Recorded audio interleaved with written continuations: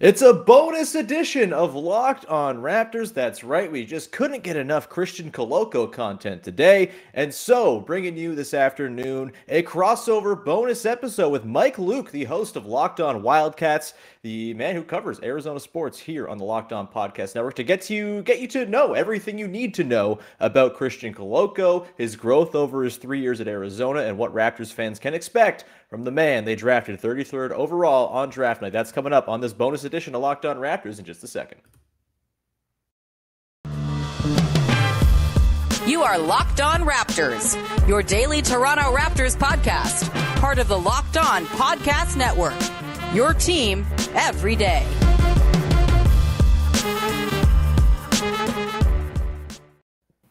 Hey, what's going on? And welcome to a special bonus edition of Locked On Raptors, here to talk more about Christian Koloko, the newest member of your Toronto Raptors. Thank you for being here. Thank you for subscribing on all your favorite podcast apps for free. Let's dive on in, shall we? We have Mike Luke from Locked On Wildcats here, a man who has covered Christian Koloko throughout his 3 years with the Arizona Wildcats. Now he's here to fill us in on what we should expect here north of the border as Koloko comes to play for the Raptors. Mike, how are you, man? Not too bad, Sean. Appreciate you having me on. Happy to have you. Big night for Arizona. Ben Mathurin going 6th overall. It's a nice night to be a Wildcats fan, I'm sure. Let's talk Koloko, though. He is, of course, the 7'1" center out of Cameroon, the same hometown as one Pascal Siakam, which is extremely cool. And, of course, was someone who really kind of came into his own as a third-year player with Arizona this year. Didn't have crazy stats that really popped off the page for his first couple seasons. Barely played in his first year. And, of course, was the Defensive Player of the Year in the Pac-12 this past season. And it was pretty fantastic all the way through the tournament. I guess just sort of, what's the elevator pitch on Christian Koloko from someone who's watched his career with Arizona? A Raptors fan's like, what's this guy all about? What do you say to that person? Well, Koloko's an interesting guy, Sean, because for his first couple of years, he was obviously a late bloomer. He was a top 150 recruit, something like that. He comes into Arizona, and his first couple of years, he's kind of lost in translation under Sean Miller. Miller really didn't know what to do with him. They would try to play him, but he would get into foul trouble, or his hands were absolutely terrible. So nobody was really expecting a ton. Tommy Lloyd comes in here this past year, presses all the right buttons. Koloko goes from being a foul-prone guy on defense to being able to defend big men and being able to go out on the wing and guard perimeter players on occasion against UCLA with Jaime Jaquez. He did just that. Defensively, he's good to go. I worry a little bit about him offensively at the next level. I know you guys might lose Chris Boucher. There's kind of a comparison right there.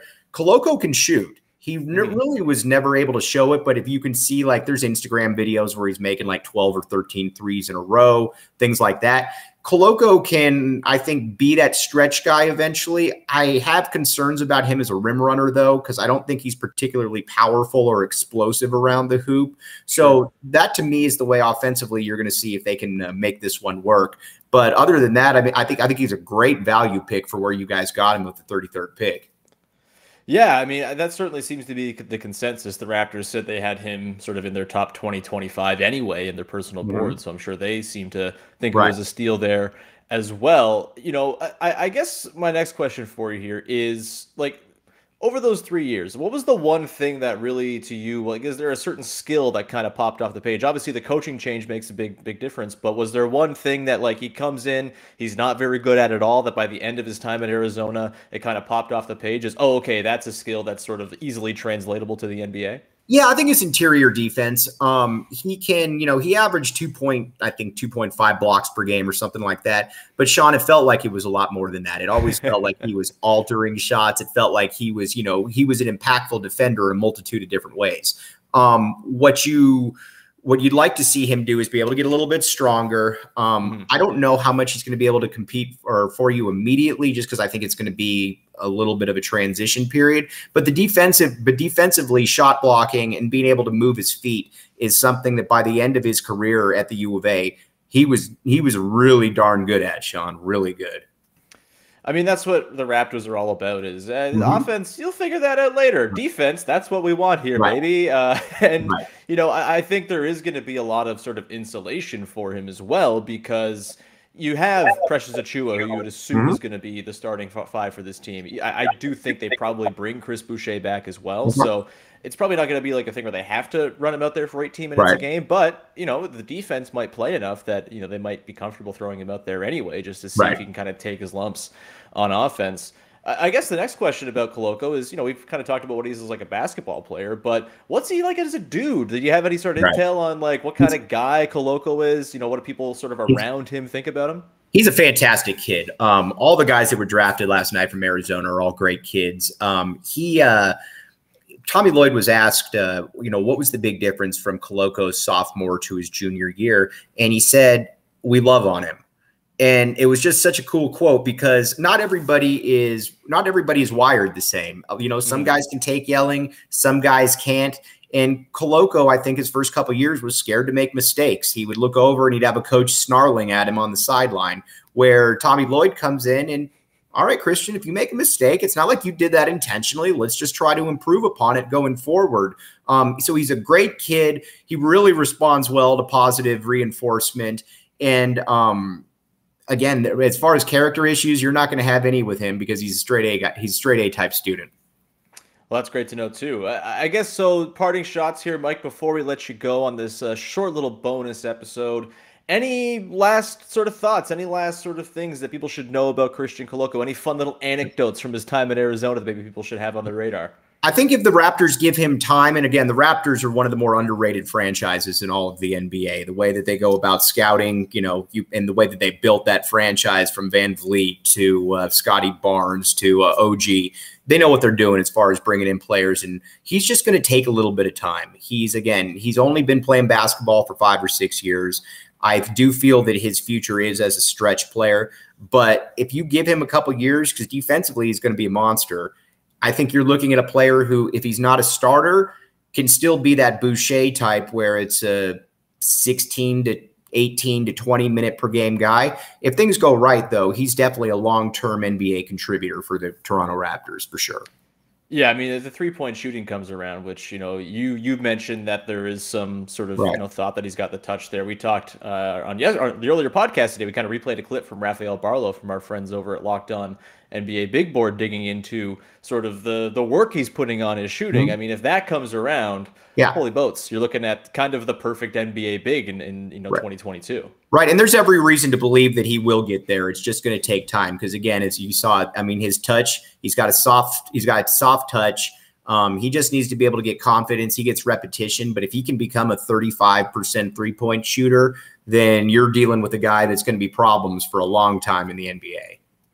Well, Mike, actually, one last one before we get you out of here, because, Toronto Raptors fans also like Canada basketball. And, of course, we mentioned Ben Mathurin off the top, getting drafted by the Pacers, 6th overall. What's the read on him coming to the pros? To me, he's a guy who dunks a lot, so that's all I really need to know. I love Ben Mathurin, and that's all I've ever needed to know about him, is that he does cool dunks. But what are the Pacers getting? And more importantly, what do you kind of project forward for him, as he probably figures to be a member of the national team for Canada, hopefully through a decade that will feature more success than the previous decade has? He was another player that really benefited from Lloyd coming in, because the first year Ben Mathurin was essentially a three-point shooter and a direct straight line driver to the hoop. Lloyd came in and said, I need you to be able to vary your game a little bit. And Mathurin came back with an ability to be able to beat his guy off the dribble, to be able to, get to the pull up, to be able to hit at a bunch of different targets on the court, which he didn't show as a freshman, his freshman year. I'm curious to see how his maturation takes and how he can continue to improve that ball handling, because if he really continues to improve that, then you're looking at a guy that's got all-star potential.